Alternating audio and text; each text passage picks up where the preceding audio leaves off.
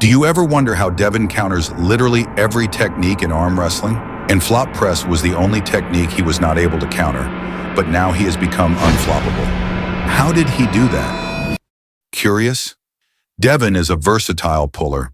Unlike certain athletes who only master one technique, Devon always tries to learn every technique and tries to use everything in the match. How is it helping him? If you know every technique, you'll eventually figure out how to counter it. Devon knows how to do the King's move, open top roll, low hand top roll, posting top roll, high hook, shoulder press, and flop press, which means he covers almost every technique in arm wrestling pyramid. Now we can see how he counters every technique. So let's take the first technique in the pyramid, starting from the bottom, the King's move.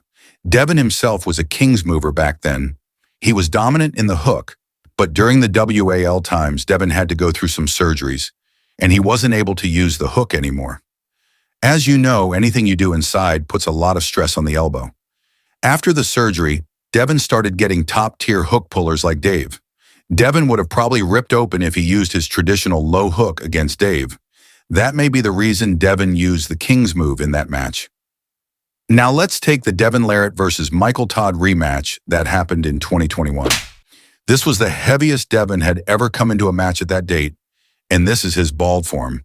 He came super prepared because he wanted to win that match so badly after losing badly against Michael in 2017. Let's get into the match. So this is the first round of the match, and watch closely during the setup. Here, Devon is focusing more on depth than height. As you know, the King's move primarily attacks your hand height and wrist, and it's very important to make sure you are not holding on to their thumb, but their hand. Devon has a world-class pronator, but Michael doesn't have a world-class cup. So cracking Michael's hand isn't an issue for Devon. So the focus mostly went into covering Michael's hand. And when the go happens, Devon doesn't lose his wrist. He climbs on Michael's hand and finishes with a press. In the second round, Michael went a little harder than the first one and dropped Devon's riser down, but Devon gained it back on the offensive side. He brought his shoulder in and went into that shoulder press. He was so deep on Michael's hand that Michael couldn't even crack it from that position. Devon then starts to climb from that press position and presses him effortlessly. Now let's go to the second technique in the pyramid, the open top roll. For this, we'll choose how Devon dealt with Denis Cyplenkov. As we know, the open arm top roll is kind of like a King's move, but with more back pressure. After his return, Denis was playing mostly from a defensive position, mainly using the open top roll. And we can see how Devon countered that. In the first round itself, Devon identified that Denis was going for an open top roll, so he took the offensive immediately. And the grip Devon took was far, far superior to Denis's grip. The problem is Denis mainly grips low. If you ask me whether Denis is a legit open arm top roller to properly analyze how good Devon was against an open arm top roller, my answer would be no. Because true open arm top rollers fight a lot with the hand. That's where the trap is set. And Denis didn't really have anything to challenge Devon's hand. But this is the only match we have, and we can also consider the Michael match as somewhat of an open arm match because, as we saw, Michael wasn't in a typical King's move position because Devon was not attacking like a mad train. He was calculated and took every move while protecting his wrist. Coming to the match, Devon took the center. Devon tried to break that wrist. As you know, Denis has a powerful defensive bicep. First, Devon tried to tire Denis's wrist by extending and flexing it, thereby opening his arm, and then curled him into that anaconda hook. From there, he dragged him near the pad and top rolled to finish the match. As we saw, Denis's arm felt like a wall for John. This is such an underrated performance by Devon. Then we are going to the third technique in the pyramid, which is the low hand top roll. As we know, Devon is a posting top roller. The worst thing someone can do against a strong posting top roller is low hand top roll him. Low hand top roll is designed mainly to fight against hook pullers. A top roll versus top roll battle is all about taking the high ground.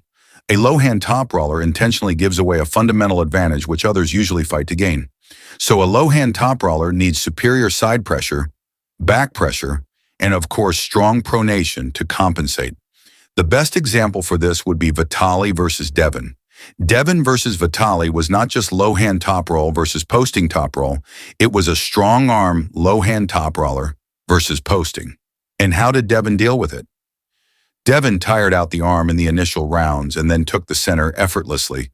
Even then, he was having a hard time opening Vitali's arm, so he alternated between pressing and opening to attack Vitali's arm and hand simultaneously.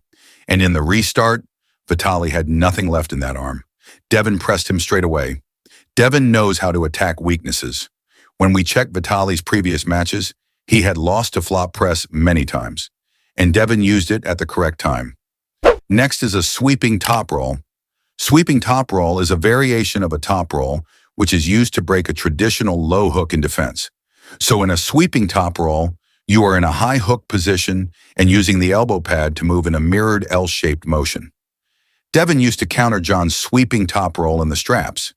And in general, Devon doesn't exactly counter a sweeping top roll directly. It should be viewed more as Devon countering John's top roll by hooking John first, and then John trying to sweep top roll Devon. But Devon's wrist stayed super tight and flexed in the straps. He also managed to beat Taras Ivakin in 2006, and he managed to hold Taras in that super messed up position and beat him for a couple of rounds. And the next is the posting top roll. You can see how he defeated Ermis, Georgi Svetkov, Dave, and many others. It's all about getting purchase in the setup and getting more of your opponent's hand. He always tries to get a high vertical hand setup. If Devon feels like the opponent's hand or arm is a threat, he will try everything to never let them use their pronator. Because for people who can still fight without wrist, it's usually because their pronator is intact. Devon always tries to take that away so they don't have anything assisting their arm. Next is the high hook. If posting top roll is Devon's elder son, then high hook is Devon's younger son. Whenever Devon goes inside, he tries to incorporate pronation. A high hook is basically a hook with pronation. A traditional low hook is mostly bicep. But in a high hook, you have your brachioradialis supporting your bicep, and you can also control your opponent's hand. If Devon allows you to curl his pronator, then you are in a much, much worse position. He will curl you in like an anaconda and will suffocate you from there. I don't really find any video of Devon getting trapped in a high hook. And high hook is such a dominant position because it means you are way stronger than your opponent. You have control over their wrist, pronation, rise, everything. I don't really see anyone putting Devon there. Maybe you can see a lot of videos where Devon low hooks top rollers and the top roller gets stuck in that high hook position and Devon eventually curls them in. Now, I will explain the next two techniques because I think there will be people who don't know how they work. So the drag hook always starts from the front right corner of your pad. What you do is supinate them, add more shoulder commitment, and drag them diagonally to the other corner. You can say a legion is a hook drag puller, then the hook drive. You need to position your elbow on the right back corner of the pad, not fully on the corner because you still need to get grip with your opponent. The idea is to leave space in the front part to drive forward.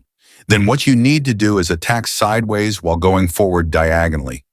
You can see Ivan doing this against Levon years ago. So how does Devon counter this? Devon counters both of them using one technique, which is the high hook. Both hook drive and hook drag completely give away their pronation. You cannot really do much against Devon that way. Then there are two techniques left, shoulder press and flop wrist press. The difference between them is that in one, you have your wrist supinated, and in the other, your wrist is bent back. As Devon's pronation is too strong, nobody can really curl his pronator, so anyway, a shoulder press eventually goes into a flop press. And there was a situation when Devon went shoulder rolled in Camille's match. But that was an exception because Devon was trying to go inside, but Camille was super strong there. This is the biggest weakness of Devon, a strong flop press. And we have seen that in the Gennady match, the Levon match, the Camille match, and recently in the Vitali match. Does that mean Devon doesn't know how to counter flop press? No. He knows how to counter a flop press. A counter to a flop press is a well-connected high hook press with a low grip. But it's not always about him not knowing the counter. Sometimes he simply doesn't have enough power to stop it, or it could be a timing issue. And with Levon also, Devon may know every technique in this universe, but he's just not strong enough to beat him. Simple as that. I think we went through all the techniques and its counters. That's all for today. I hope you liked the video. See you later.